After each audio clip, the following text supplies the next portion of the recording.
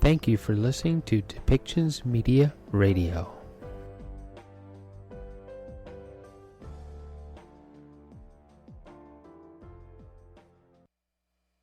We have a record number of women serving in Congress, and in January, our country welcomed the first woman sworn into the White House for the first time in United States history. I don't know about you, but it still gives me chills thinking about it and what it meant for our nation. And now today, on National Women's History Day, it is my distinct honor to welcome to NLC and the CCC stage the Vice President of the United States, Kamala Harris. Thank you, Council Member Kathy Maness, for that kind introduction and the spirit behind it, and to Mayor Clarence Anthony, the NLC Board, and staff members, local leaders. It is truly an honor to join with you today. And of course, as Kathy said, we gather at the start of an important week for our country. Yes, we are honoring the women of our country and the world, but this is also a week for our country that could mark a real turning point in our fight against COVID-19. Last weekend, as you know, the House of Representatives passed our American Rescue Plan. It is a plan that will provide immediate relief to America's cities, towns, and villages, and directly to the American people. This past weekend, the Senate advanced this landmark legislation, and very soon, the President of the United States, Joe Biden, will sign the American Rescue Plan into law. So for a year now, we have faced this crisis of almost immeasurable proportions, impacting the health of our communities, the livelihood of our businesses, and the education of our children. Through it all, local leaders, you have been in the thick of it. You are the ones who get called when there aren't enough vaccine doses to go around. You're the ones fighting to make sure first responders can keep their jobs. You are working with teachers and parents to get schools reopened safely. You are working with small businesses to keep their doors open, and working at food distribution sites in what remains of your spare time. Being a local leader has always been a 24/7 job, and this year, I know, has tested the limits. And still, you keep getting up every morning and working to make things better. So on behalf of myself and President Biden, who I think you all know, both of us served as local leaders, we thank you. We thank you. We thank you. When the President and I were preparing to take office, we knew what you were up against. We knew we needed to be ready to go on day one. So we started working with you to put a plan in place to rescue our nation from this pandemic. I'm proud to report that we've made incredible progress. More than 80 million vaccines have now been administered. Last week, 18 million doses were sent to states, to pharmacies, and community health centers.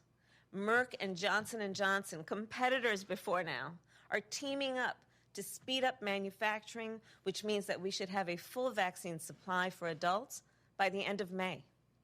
And to get shots in arms more quickly, we've opened new vaccination centers in a number of places. In the place of my birth, Oakland, California, in Los Angeles, in Houston, in Dallas, in Arlington, Tampa, Orlando, Jacksonville, Brooklyn, Queens, and upstate New York. And one opened in Philadelphia last week. Others will open in Chicago and Greensboro this week. And another two are coming to Atlanta and Cleveland soon. So as you know, we've all been busy. And we're doing this, all of this, as I've mentioned, as we advance our American Rescue Plan. This plan is big, and it is bold, and it will help us beat this virus and build back our economy. With this plan, we will scale up our vaccination program, get relief to the small businesses that fill your main streets, and get your schools safely reopened. The bill provides targeted support for as many as 19,000 cities, towns, and villages. And we know many of you are dealing with budget shortfalls as revenues are down and, of course, expenses are up. As a result, vital services have been cut, and I know you didn't want to, and we've lost more than 1.3 million state and local government jobs in just the past year. In the aftermath of the Great Recession, these kinds of cuts put a significant drag on our economic recovery. And guys, we can't let that happen again. The American Rescue Plan will also get $1,400 checks in the pockets of people who need them most, and a $3,000 tax credit per child. Think about it. This plan will actually lift 1 in 3 Black and Latino Americans who are living in poverty and lift them out of poverty. We will also lift half of America's children who are living in poverty out of poverty. I mean, just think about that. Half of the children in our country who are living in poverty won't be. So the American Rescue Plan, for that and so many other reasons, is, we are happy to say, incredibly popular. And the support for it is broad and it is bipartisan. 3 in 4 Americans support the bill. Democratic and Republican mayors and local leaders have endorsed it. And of course, so has the National League of Cities. And thank you for that. And think about it. 2 mayors, just most recently, a Republican from Miami and a Democrat from St. Petersburg, wrote an op-ed about why they support the plan. And they said in the op-ed, quote, "Our people need help." And as the president would say, help is on the way. Today, the American Rescue Plan is very close to becoming the law of the land. And now we need to help ensure that relief is distributed equitably. And that means we need to acknowledge, as so many of us do, we need to acknowledge the pandemic has made worse the fissures and the flaws and failures that already existed in our systems and in our structures. We've seen that race and place matter a lot in how well protected a person is from the virus or not. And race and place have played a role in access to services. So one way we're addressing this is with our COVID-19 Health Equity Task Force. This task force stemmed from a bill I introduced in the United States Senate to have a dedicated group of experts who report on the disparities that exist in the allocation of resources. The task force is required to make recommendations on how to solve for those problems. And local leaders are vital. You are vital to the solution. So today we have a big announcement, and we're actually making it right here with you because it will have a direct impact on the communities that you serve. Our administration will offer $250 million in grants for localities to partner with community organizations on health literacy. Our goal is to provide underserved communities with the information they need to stay safe and to get vaccinated. And remember, information and education, of course, saves lives. When folks have the information and the education, they have the tools that equip them to take care of themselves and their family. We expect to fund 30 projects in urban communities and 43 projects in rural communities for 2 years.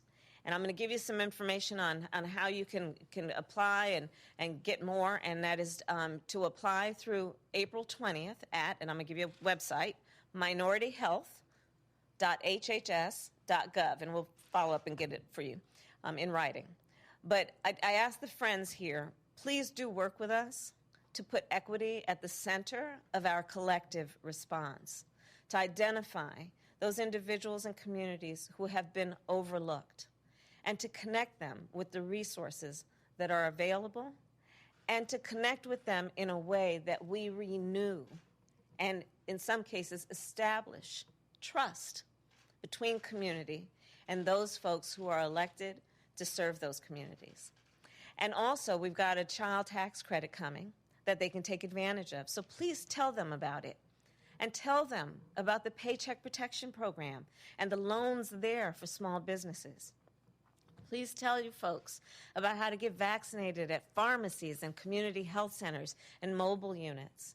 And please continue to tell everyone you know to wear a mask. And this brings me to my final point.